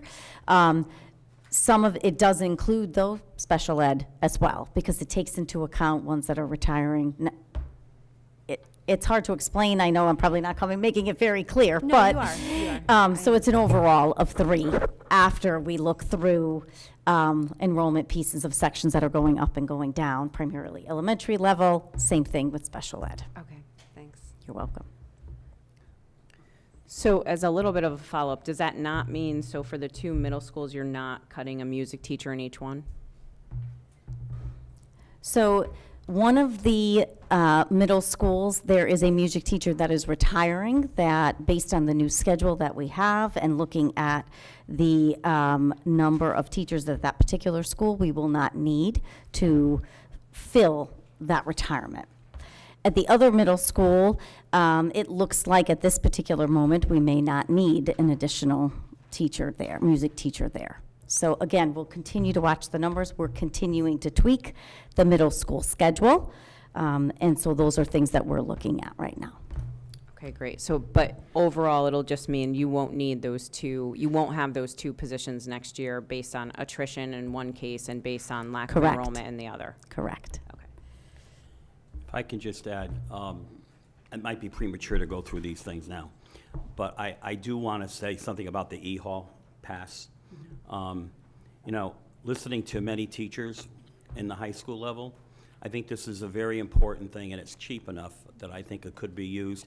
I think it's for safety reasons. I think many kids are losing instructional time because they're wandering the halls instead of going to the lab like they said they were going to do.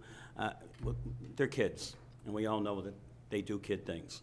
And I'm sure these principals want this to keep control of all that stuff, because I think you have kids that tend to wander, And this will certainly put a stop to that, or at least try to put a stop to that.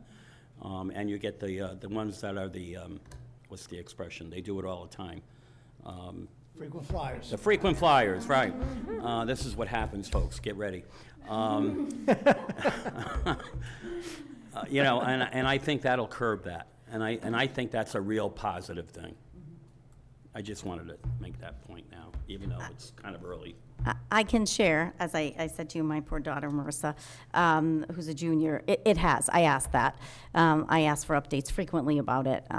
But it has. It has. And they really, they use the bathroom, they come right back.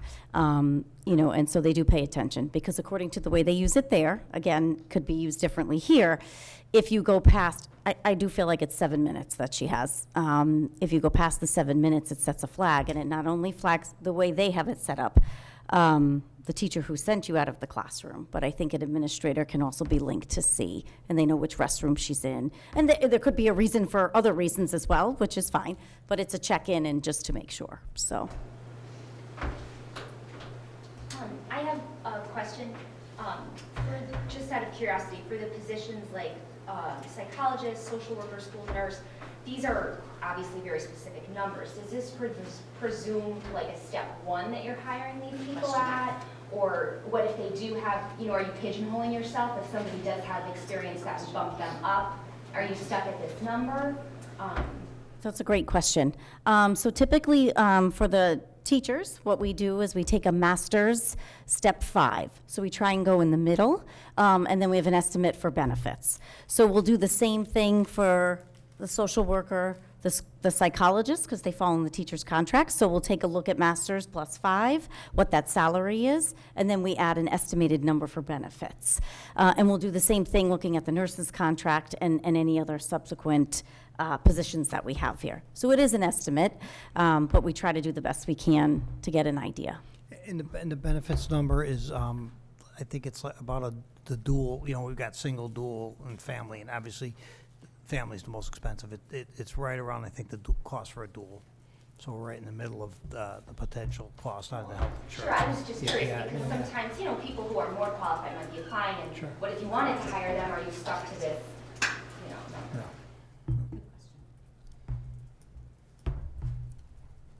All right, we all set on the strategic enhancements?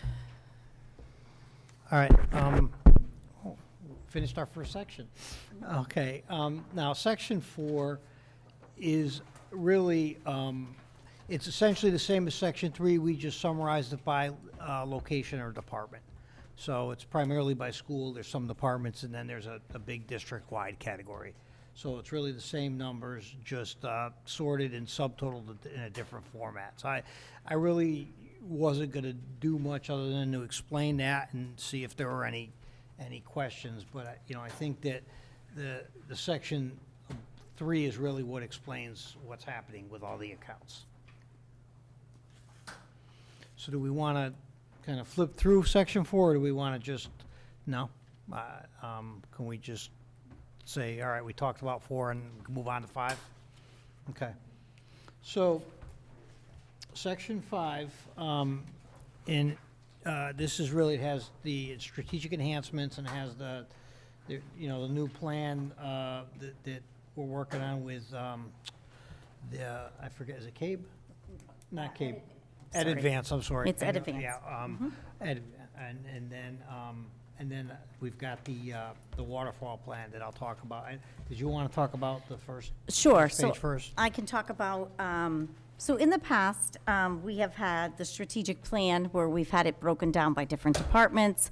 And in this section, we've gone through each of the departments and talked about specific items underneath each one.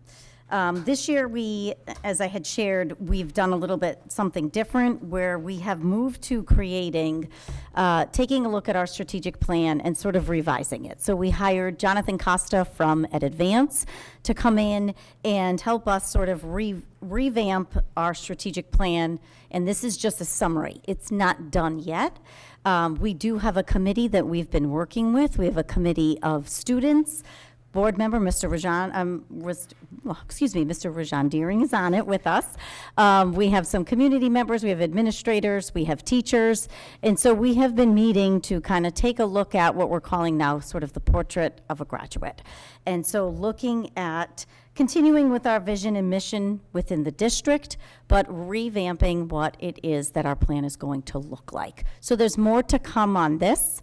In terms of the facilities and the IT strategic component of the plans that we used to have, we're going to see that more in the 10-year waterfall plan. So those items sort of have gotten moved to the waterfall plan. The other items in terms of curriculum, climate, all of those components, you're going to see when we finish this new strategic plan that we're working on, or portrait of a graduate. So we're almost done with it. We are in the final stages of it. Unfortunately, it has been scheduled for the past 3 Tuesdays, and there has been snow every single Tuesday. And so, Mr. Costa, we have to keep rescheduling it. So we do have a meeting, I believe it's on the 30th, is our next meeting. And so we are hoping at that point to come up with our action items and sort of finish and solidify it. So we're very close to finishing it. The plan was to originally have it done before this, but due to the weather, we have not been able to come together. So are you saying that our present strategic plan, which is divided into how many objectives, 4 or 5, 5 maybe? It's Categories, yep. climate and curriculum and instruction. You're saying that's not going to be anymore? It's going to change, or? Correct. It's all going to be incorporated in this new plan that we're coming up with now. So we have those 5 areas. This new plan is going to look at it from the lens of what our students need in the portrait of a graduate. And so what's happening during school, after school, it's still going to have very similar components, but it's not going to be broken up to the way we used to have it. We're revising it to this new plan. So you'll have those components of community, curriculum and instruction, climate components. Those will be infused in here as well. And then really facilities and IT is really more in the 10-year waterfall plan that we have. Okay. And this will be done? Soon. We're finishing up. We have another meeting at the end of this month to work on our action items and to kind of finalize a lot of things. So we're very close to finishing it. It's been a fabulous committee. There's been a lot of hard work on it, reviewing what we're currently doing, all of our systems, all of the things we have in place in terms of our processes within the district, organizationally, and we've gotten feedback from all different stakeholders on it. So we're hoping to represent it very soon. Weather is not helping us, but we're hopeful. All right, can we move on? Yep. Okay, so the waterfall plan, and I think we included a legal size one in the envelope of your 3-ring binder in the back pocket, because it's a little easier to read. If not, we'll send you, but this is the plan we put together using the Collier's template. We added the 2 columns, one being funded with a question mark, meaning has this been funded, and then if it is funded, the source.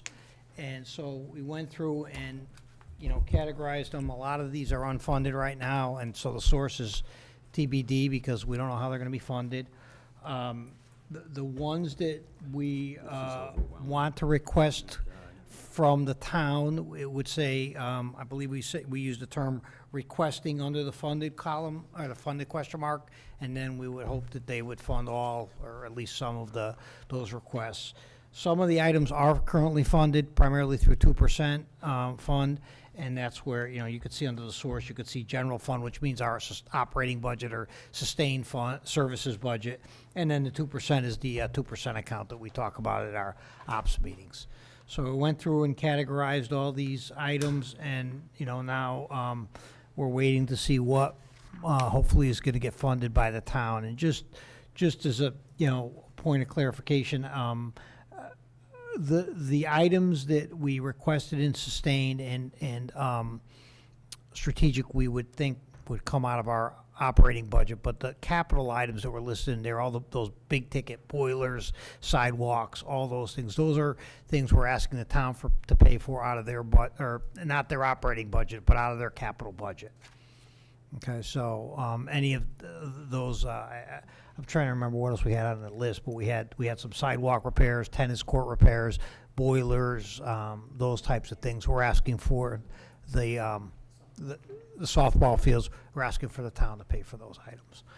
Mark will probably have the pleasure of running the project, but, you know, the funds would come from the town, and they may determine, they may want to bond it, they may have capital, or they may have money that they could use.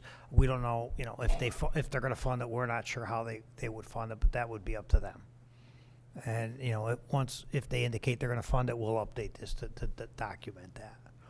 So are there any questions on the capital improvement plan that we call the waterfall plan?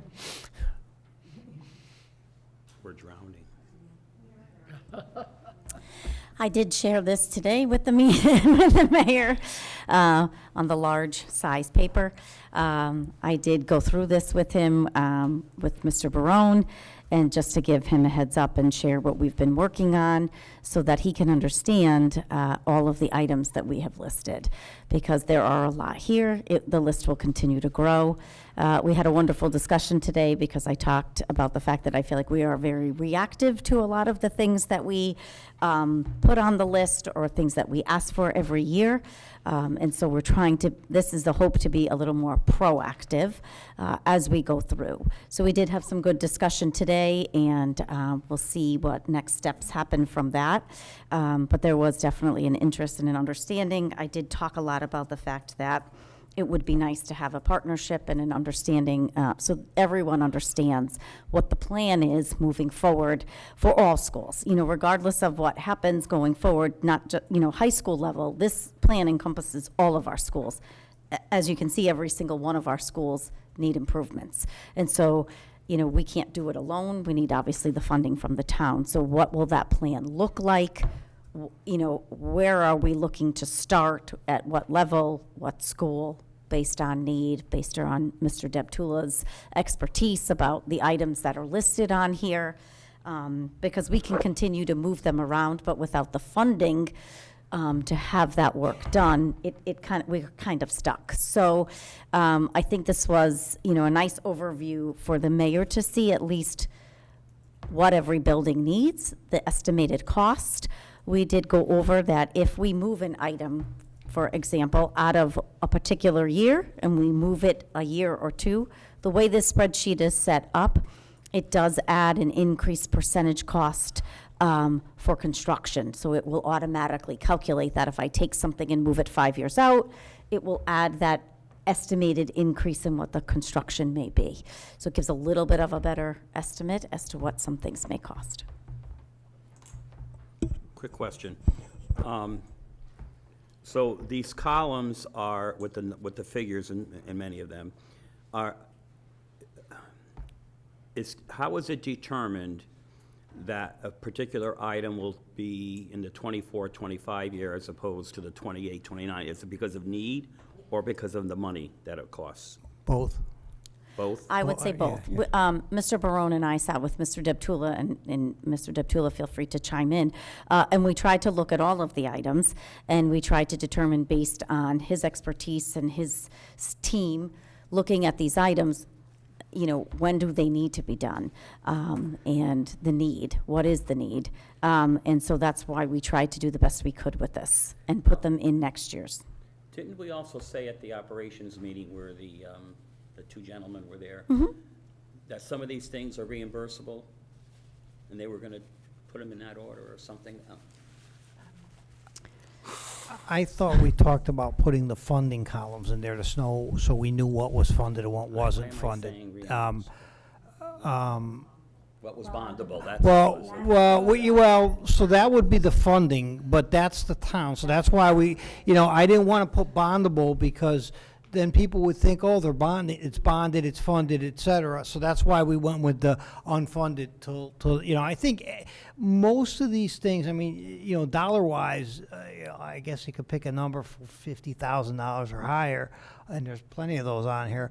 Those could be bondable, and they could also do something like bond, maybe we need $30,000 items. If they're gonna last long enough, that's something that they could bond too, but that's not, we don't have really control over that.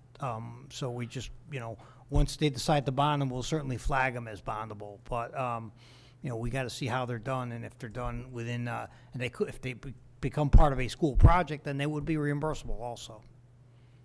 A renovation, or, some other type project. I have a question. Sure. I'm sorry if you already explained this, but under the funded, there's one line that says mayor rec. Okay, thank you. Yeah, so that's the elevator. I think you're looking at the elevator. We asked for that last year. The mayor recommended it, but it's not funded because town council has to authorize the funding, and I believe we out our RFP on that, Mr. Deptula, to get the pricing on it? Yes, we don't have the bid results back yet, and I'm not quite sure the date, but the bid is due very soon. So let's, we have 11 items or what have you we're going to ask for this year. If the mayor says, I'd like to, fund these 3, then we'll change those to mayor recommended. Then if it goes to town council and they approve it, then we'll say it's funded, and if they bond it, we'll put bonding, or if they say, we've got capital money, however we pay for it. But that's how we're going to, that's how we're going to manipulate or manage the spreadsheet. This is a new spreadsheet. We've just started using it probably 3 months ago. And so, those 2 columns, funded and source, didn't exist, I don't think, at the last ops meeting. We've added them. So we're gonna, I guess, use it. We may tweak it a little bit more. As you can tell, we're running out of real estate to make, the more columns we put in, the smaller it gets. So it gets, we got to be wary of that too. I have a question. So, Sure. I'm sorry. Go ahead. Just to finish with the DAG elevator. So as Mr. Deptula has shared, once that bid comes back, Mayor Dickinson did recommend that for something to be funded. And so that's why it's listed here. So once we get all of that information back, then I have to take it to town council to see if they're going to approve funding it. And if they do, then we will move forward with Mr. Deptula moving forward with getting someone to fix it and replace it, which will probably happen, I'm assuming, over the summer, if it is funded. But that is a recommendation. So that same process will happen potentially this year as well. So while I have a whole list, I think it's slides 44 and 45 within the budget of capital items that we have flagged, like the boilers, the back playscape at Moses Y. Those are items that are also on here that we have flagged for the capital items that we're hoping the mayor will, it would be lovely if he would fund them all. But typically in the past with Mayor Dickinson, he would select 1 or 2. So when he calls to let us know on April 1st what our budget number is, he will also then say, and from your capital list, in the past, this is how it's been done, I'll fund 2 items off of here, let's just say, and he'll tell me which ones they are specifically. So last year, it was the Sheehan High School track and turf, which was one. The second one was the DAG elevator. And so we're finishing up now with the DAG elevator, and we'll see where that goes from here. Thank you. You're welcome. I have no idea what this is. Under Stevens, redesign STARS. What is STARS? So STARS is one of our special education programs within the school. So it's basically the area that it's located in. Okay, I was just wondering. And our boilers are really old. I'm looking at these boilers. They're all older than me, man. That's a little scary. Yes. It is. And so when Mr. Deptula had brought to my attention the Pond Hill boilers, then we started to look at the Lyman Hall boilers, and then we decided that it probably would make sense to add them all based on their age. And so that's why they're on here, and then we put the year with that. Just because we're anticipating that dependent, they may be on the short list soon. We're not sure, so. And this document is where the vestibule work is. So if you look at like page 8 of 8 of 10, and at the top there, you'll see under Sheehan, the vestibule equipment, main entrance and senior court. So, and that, it's funded, it says 2% fund, and we put, 15,400 towards that. So the schools that we are doing those vestibule work on is in here under each school. Okay, you're welcome. Any other questions on the waterfall plan? Yeah, I just, I know it's a small item basically, but it's one I get most complaints about from the parents, is the softball field at Lyman Hall. So that is included in my request, Mr. Ross, on slide 44. I did put it on there as a capital item to bring up to the mayor. Yeah, but, so is it on the list for 2031? That's my problem. Well, we can't really, what's important is it gets funded. So we're asking to have it get funded, then we'll move it appropriately. If it's slid across, 5 years out, we're asking for it now. So if they fund it, we'll do it. But we can't, we could put it next year, but if we don't have funding, it's not happening. So I don't know, is that where it is? I forget where it is. It's pretty far, it's pretty far. No, I think it's 20, Yeah. Oh, okay. under That's 20. what, why? Because we moved it when we went through and created that list, we put anything that we were putting in the presentation, we moved into that year and we changed the okay. funding source to requesting it. So it was out there, I think, on probably the last version of this document. Yeah, okay. Okay? Correct. And so we moved it, and so we'll see what happens with it, Yeah. because it's also requested here. Okay, thank you. You're welcome. Regarding the softball field, and Mr. Dipswell, I think this is a question for you. Am I correct in my recollection that we have the design completed for the softball field? We're just waiting on the funding for the execution. Is that right? That's correct. And now my second follow-up to that is, how long, I don't know if this is a reasonable question to ask, how long is that design, quote, good for? Like, will it time out? Say we don't get the funding for the softball field this go-around. We own the design, so it could be 5 years from now, and we could still use that same design. So the design will always remain, it's just going to be, every year there's additional cost added to it, essentially.